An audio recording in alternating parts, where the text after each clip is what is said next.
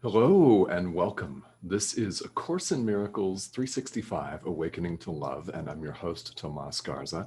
And thank you so much for joining me here today. This is, as you may have noticed, a daily live stream on Enlightened World Network. And if you're joining me for the first time, welcome. We've been at this since January, bringing right here to this worldwide network the wisdom, the truth, the practical lessons of A Course in Miracles. If you are familiar with A Course in Miracles, you'll know that there are a lot of materials out there and available online. So I thank you for tuning in here on Enlightened World Network. Now, if you're here live, please feel welcome to say hello in the comment thread. One thing that I love to do is check in after a few remarks, about 15 minutes worth. Then I like to check in live with all of you. So if you're on here, say hello. If you're catching me on the replay, again, feel welcome to say hi, check in. I do check the comments from time to time throughout the day. So we've had some excellent discussions and some excellent questions on here. And this is one of the things that I'm very, very passionate about, is creating a community where people feel safe, where they feel welcome to explore. Now, what does exploration mean? Well, it means asking questions. And it is absolutely true in spirituality that questions are valid for a lot of reasons. So even if you think that the question is maybe beginner level, then I think you should really ask it. Yeah. There's no such thing as an inappropriate or a dumb question in spiritual practice, because we really are to question everything, and I encourage you to do that. So this course, as you've noticed, presents some ideas that may seem shocking to you. They may seem radically different than the way we see things in the world. And this is, I assure you, quite by design. Isn't that exciting?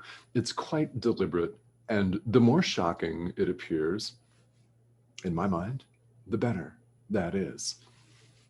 Because we need that.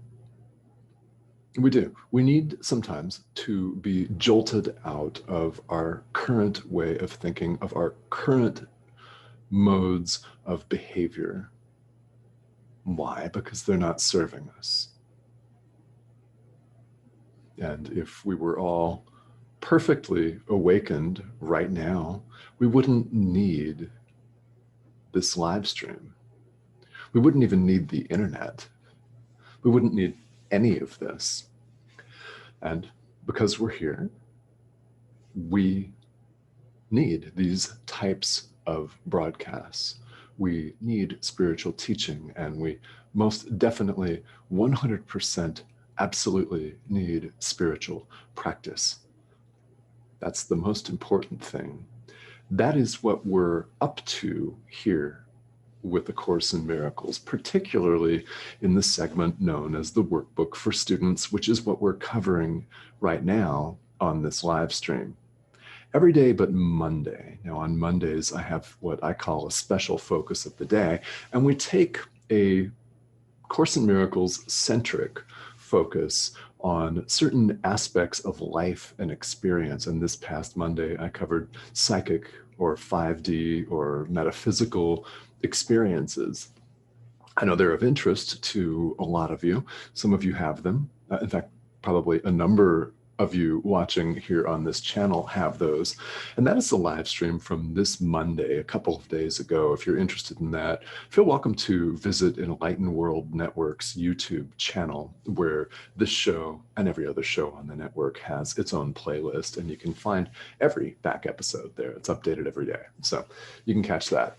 Today, we're moving forward in the workbook, and we're drawing to the conclusion today and tomorrow of what the workbook calls a review period.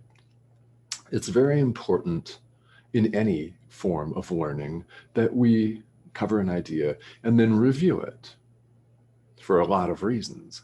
kind of like in school, we check our understanding, we check in with ourselves and see what we've integrated, see what still remains to be integrated, because unlike school, there's no final exam in this course.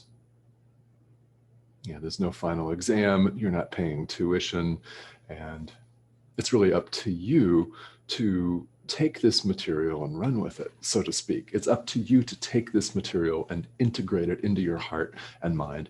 That's what we're doing here. So we're reviewing lessons that we've seen previously. Today, we're reviewing 2 of them. This is lesson 119 in the workbook, and we're reviewing lessons 107 and 108 in the workbook. So let's jump into them. Right, lesson 107, truth will correct all errors in my mind. Yeah. Oh, that's relaxing.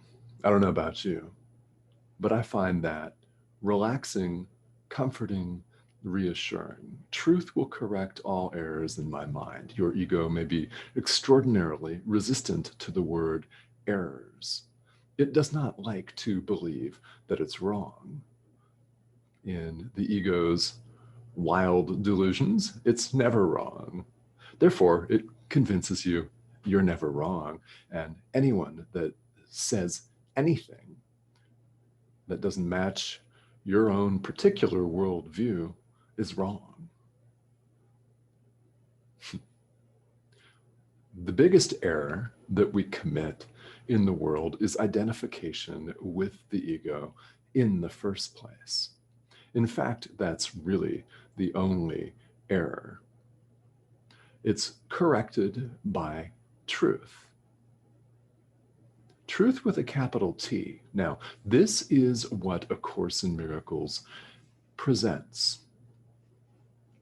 This is what any non-dual form of spirituality presents, whatever that is, whatever that tradition is, like Advaita Vedanta, for example. That is the same thing. It's presenting truth, which of course is beyond words. It's beyond the words we're using. It's beyond the books we're using. It's beyond everything. It's the essence of who we are. Now, it's truth with a capital T. What will this do? It will correct all errors in our minds. How? We allow that. We allow that to happen. And in this practical thought system of A Course in Miracles here in the workbook, these daily lessons, what they call them, ideas, come with a suggestion for practice. It's very, very helpful. Now, truth, the essence of who you really are, will correct all errors in your mind. How? It's like turning on a light in a dark room. It simply cancels the darkness, doesn't it? That's an analogy that I like to use. It's highly effective. If you walk into a dark room, you might be afraid that you're going to stumble over a chair or something that is strewn across the floor. You might run into the wall. You might run into a painting and knock it off the wall. Why? Because you can't see. But you know where the light switch is. Flick the light switch. What happens to the darkness? It's gone. And it appears as though it were never there. Same in spiritual practice.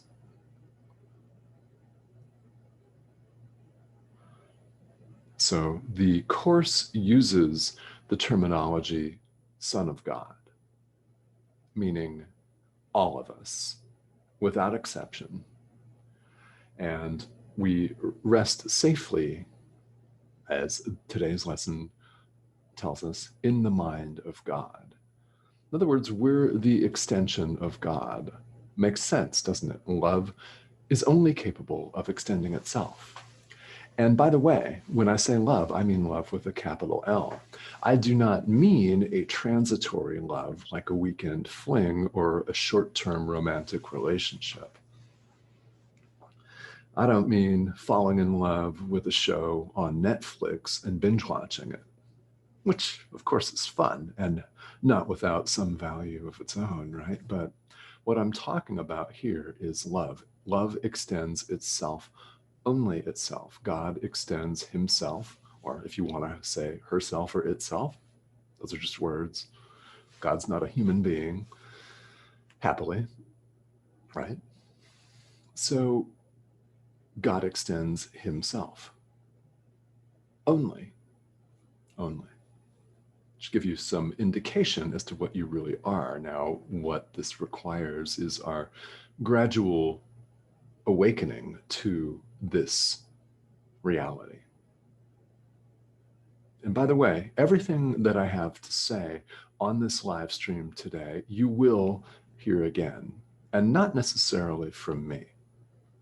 Now, if you watch this show routinely, well, then you will hear it from me. Again, you'll hear it from special guests that I have from time to time. You're sure to hear these ideas again. Love extends only itself. God extends only himself. You are the Son of God. You are God's creation, extension.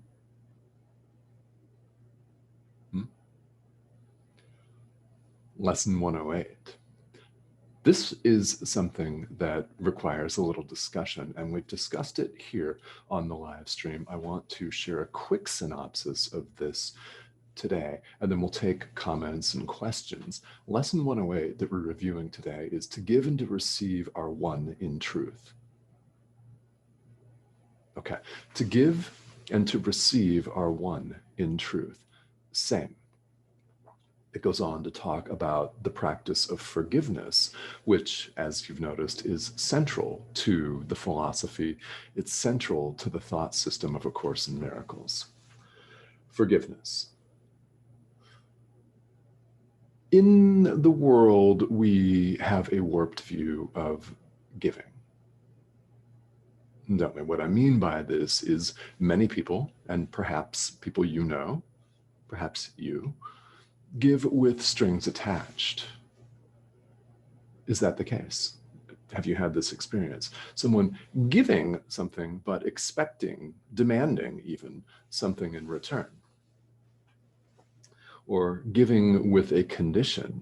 Our parents are great with that. My own mother used to give us things, but with the caveat that we were to use it in certain ways only, or the world would crash down upon us and she would visit us with her extraordinary wrath.